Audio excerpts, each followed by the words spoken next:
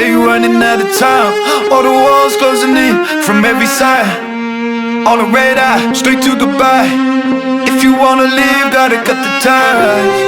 Oh, you not afraid to die. All I see is red when I close my eyes. As I look up to the sky, God showed up at the perfect time. Angels all around, SEMPER FI. The worst cartoon parents, part 2. Since you guys liked the last video I made, I decided to make a part 2. And these parents, man, let's just say you wouldn't want to cross paths with them. They need Jesus or, I don't know, an exorcism. But let's get to it. Now in the last video I made, Jenny Kisumaru, I'm sorry I'm butchering your name. Jenny suggested that I make one from Kenny McCormick from South Park and Orel Puppington from, Orel? Wait, really? Let's get to Orel first, and then we'll do South Park later.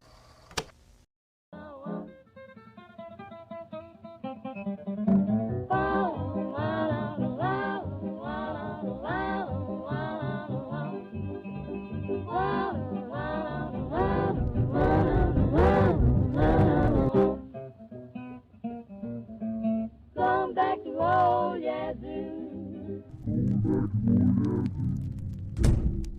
Now meet Orel and Shapley's parents, Clay and Blaberta Puppington. Now I've never watched this show ever until Jenny commented on it, but man, this is one satire religious show, like dark comedy for real. It's really something. Now they're very irresponsible, and more likely the mother, cause there was this one time where they're going to church and Shapey's bouncing up and down in the back seat. Behave, Shapey! We're going to church! Shut up! Orel, leave your little brother alone. Sorry, Mom. When Orel is reprimanding Shapey, they say to let him be. And I don't think these guys have watched Family Guy. We've seen what happened to Stewie. That's how he got that football-shaped head.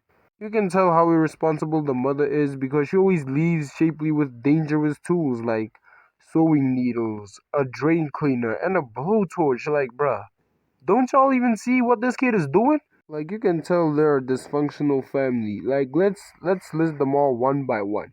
Let's start with Shapey. Does he have ADHD? Probably, but he's always doing self-harm, which is haram. Clay abuses his children, gets drunk, smokes, and murders. You'll see what I mean by that. Roberta cheats, doesn't care about her family, and is irresponsible. Orel is the only sane person here, the only nice guy. Well, I would have said that until he did drugs. Now I'll show you evidence of all their crimes, don't worry. They once swapped their children and did nothing until the next season.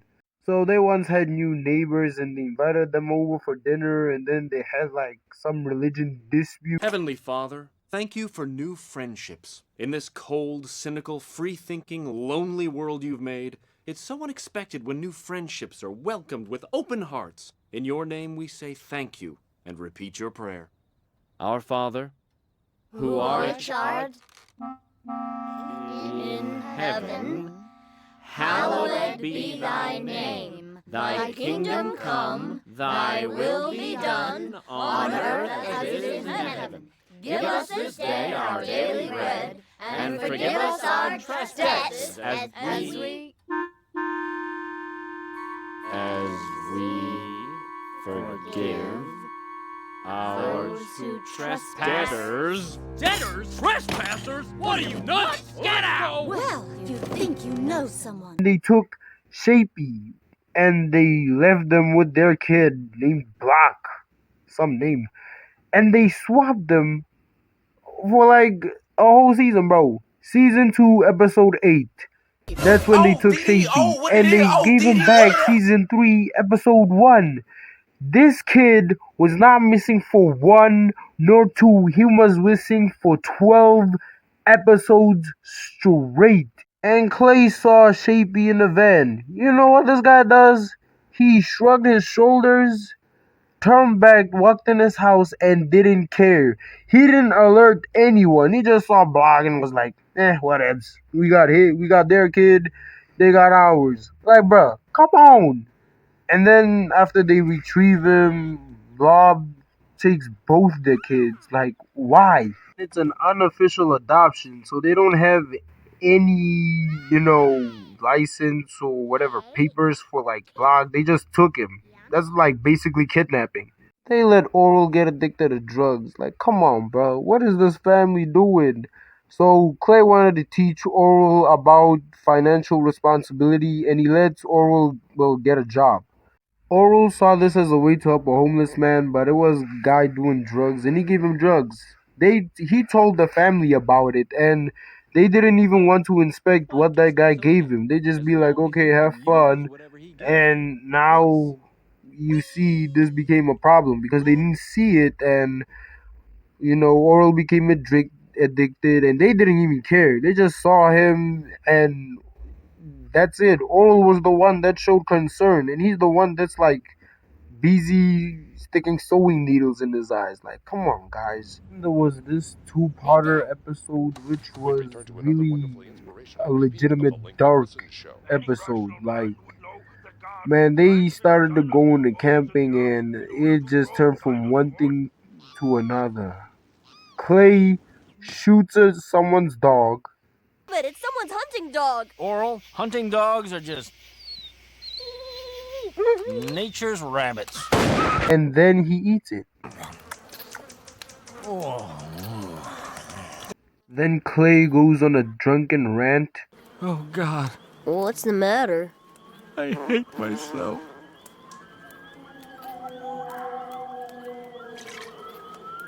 Why do you quit working on me? She always fools me, Orel.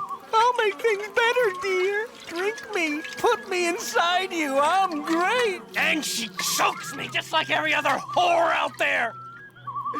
They're all worthless, kid. Every woman. Don't let them get you. All of them want to get you. They just grab you and pull you into them. And then you're forced to stay in and pull out, stay in and pull out. And then they got you and they grip you right where it counts. And then they start squeezing things out. Things that are like weights around your head. You sit there for the rest of your life with nowhere to go and no one to be. When Orel reprimands him, Well, I think you might be too drunk. Let me tell you something, Orel. Drunk is nature.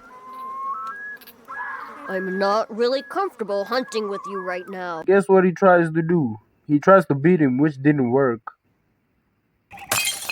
Well, we'll see about that. Dad!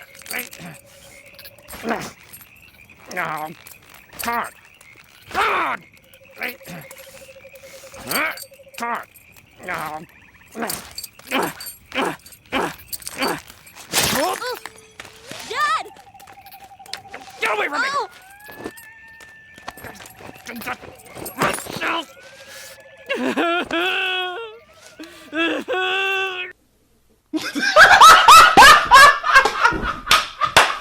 So you know what he does? He shoots him. Dad, watch out! Please, Orel, I know exactly what I'm doing. Yeah, but you might shoot it off by mistake. There aren't any mistakes either. No mistakes, no accidents, no flub-ups, no boners. Don't butt me! And after shooting Orel in the leg, he blames his son for shooting him in the leg. Orel, what have you done? I got shot by you. You sure did. You've got to learn to be more careful, son. This family just needs help. Like, bro, because look, Barbara is a troubled woman. Her marriage and family brings her no joy. And she only does minor chores like cooking and cleaning bits of the house. Like, bruh, she once was cleaning the cleaning product. How does that work? And Clay is an abusive alcoholic father who I don't know what he's trying to do. Kill his liver? Is he trying to let his liver kill him before her wife can or something? Cause I don't know. And Shapey isn't even his son. I mean, she's Blobber and this other guy's son, and that's it. It's not his son. You can see that their lives, they'll never be happy, and I don't know. The only thing that's actually keeping them together is, well, the kids, and also, I don't know, their religion, because I don't know. I mean, the take on their religion is crazy, but apart from that, yeah, at least they're trying to keep it together for the kids. To sum it up, Clay and Blobber Puppington are, I don't know, insane. I kind of like the show because people like this really do exist, and that's as far as I'm gonna go. Number 2.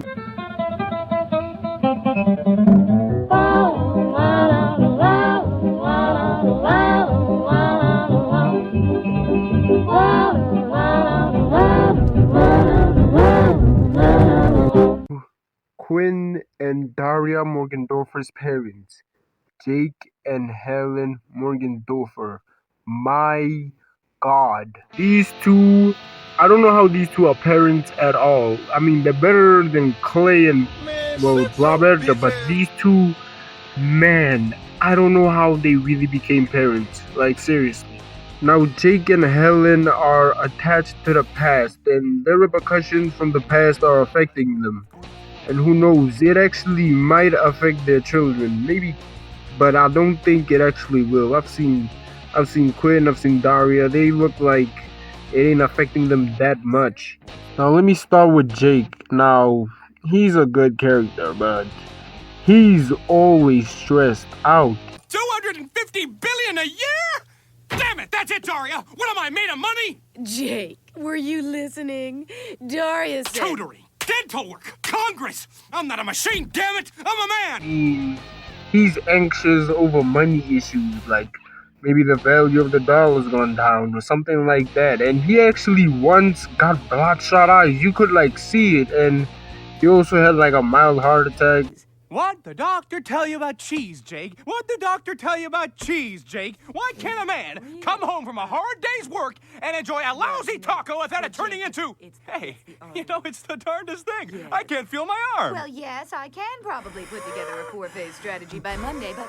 Dad? Blurk. Daddy? Because, well, it was also a financial issue, but bruh, this guy is stressed out over nonsensical things too. Like, you would see him screaming at his past self or his father. Like, bruh, how you still screaming at things that, well, you can't change now, because back then you didn't have backbone, but now that you're grown, you do. I feel like if he met his father, he'd still be like a scared little kid. He also yells when giving advice. Like, bruh, you ain't supposed to scream or yell when giving advice. Be calm about it, you know? Now, due to Jake's emotional abuse by his father, he does everything in his power to avoid conflict. Like, by ducking behind the newspaper, he pretends to read. Like, you're not fooling anyone. He was also once asked to like help Daria with something he knew that was gonna bring conflict, and he just turned around. It's hair gel. Those letters can make the difference in getting into your first choice school. Only if you have a first choice school. Jake, tell Daria Oh my gosh, forgot to fix that loose floorboard way at the other end of the house. And plus, he also like dug the house for days, like to avoid this type of conflict.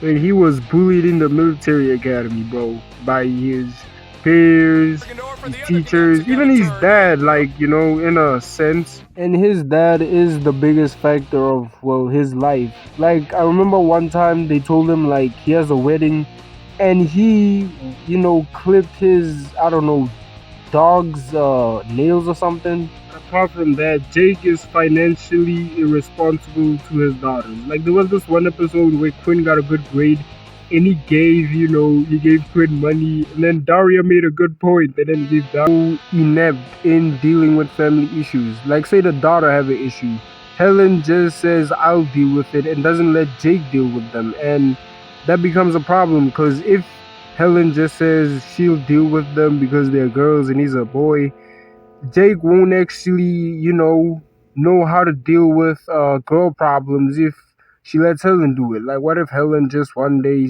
suddenly bites the dust? What is Jake gonna do? I'll let Helen deal with it? Nah. Now let's talk about Helen, bro. Helen is a really short-tempered woman, and that's because, well, of a busy schedule. Due to her busy schedule, she neglects her family. Like, she's always on her phone for work or something like that. Like, bruh, put that phone down before I put you down permanently. Oh, and he also berates, Jake for his childhood issues. Like, bruh, this guy is mentally scarred. He is emotionally abused, and you're gonna just like berate him. Like, bruh, this guy didn't have a proper childhood at all, so don't match his situation to yours.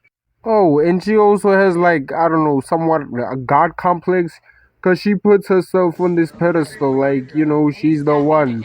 Like, there was this one episode where the girls were fighting, and Jake for once wanted to be like, how about I solve it? And she was like, nah, don't do that. More likely, I don't know if they have any crimes except, neglectful communication skills, avoiding, well, family responsibilities, family problems. That one's on Jake.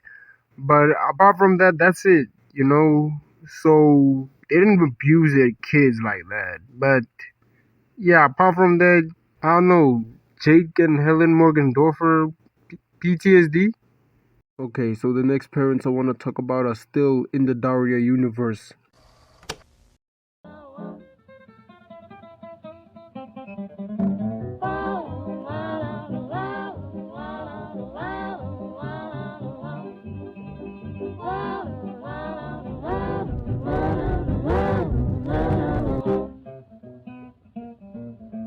Come back to old Yazoo. Trent, Jane, Penny, Summer, and Wynn's parents, Vincent and Amanda Lane.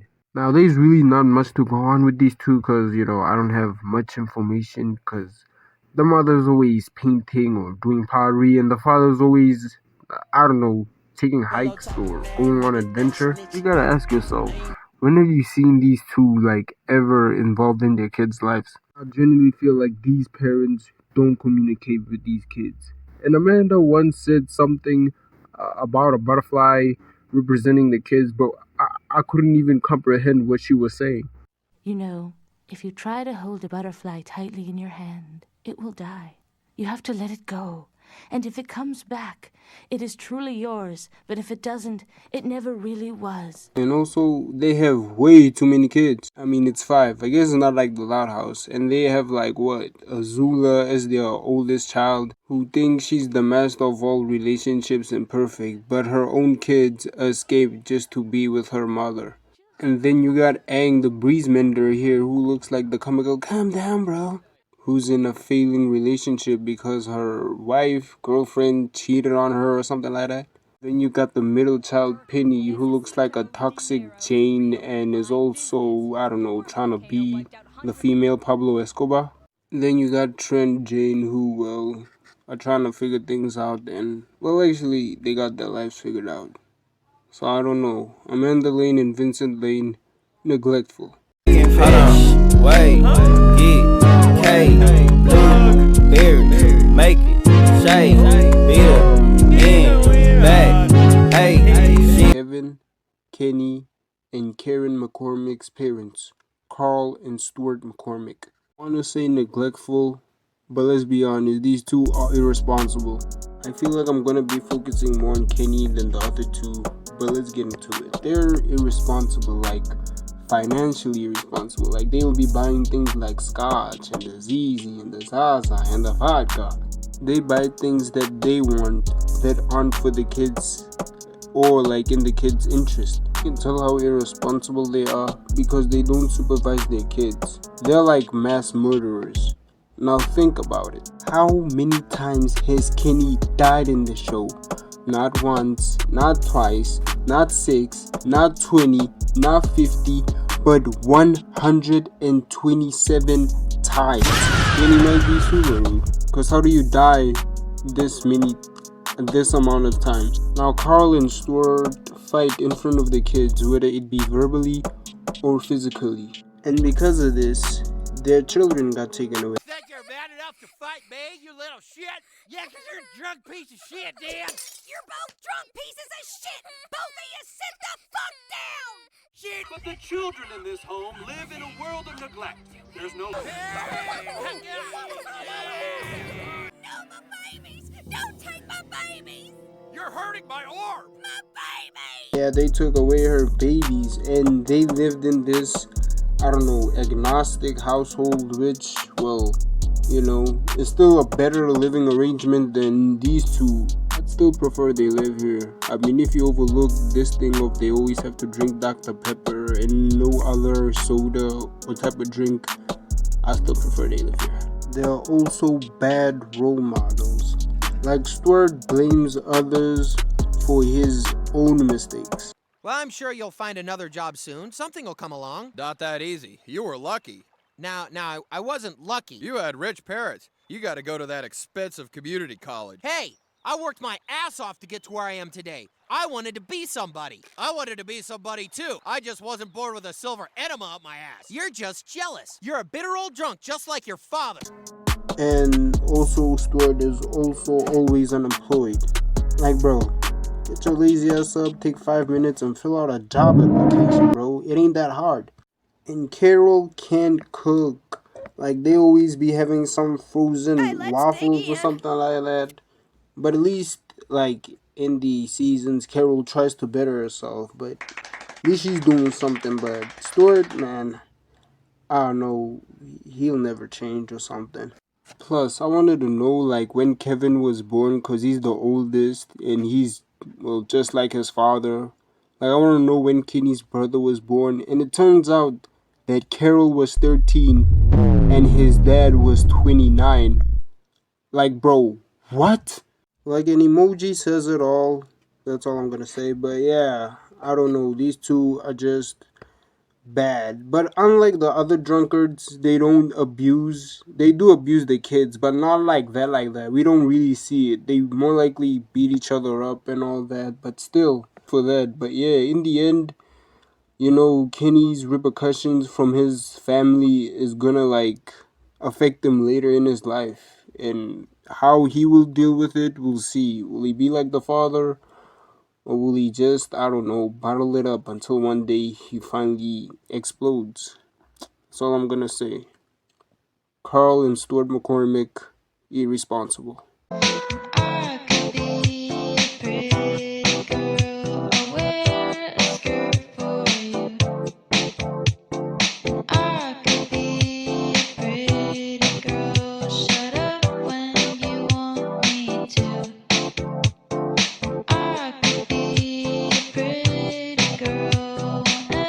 Northwest's parents, Preston and Priscilla Northwest. Bro, they lied to Pacifica. They lied about their wealth. Bro, they lied to the whole town of Gravity Falls. It was later found out that this midget Santa Claus or whoever he is, it was not the town founder. It was some other president or whatnot. And bro, they just lied about everything. They also, I think, worship the devil or something like that. Because the episode where Bill was about to start Armageddon, it's like they knew each other. I mean, yeah, Bill knows almost everyone, but it's like they knew each other that well. I would just like to say that as a rich capitalist, I welcome your tyrannical rule. Perhaps I can be one of your, horsemen of the apocalypse? Dad? Not now, sweetie. The grown-ups are talking. Oh, wow, that's a great offer. How about instead I shuffle the functions of every hole in your face?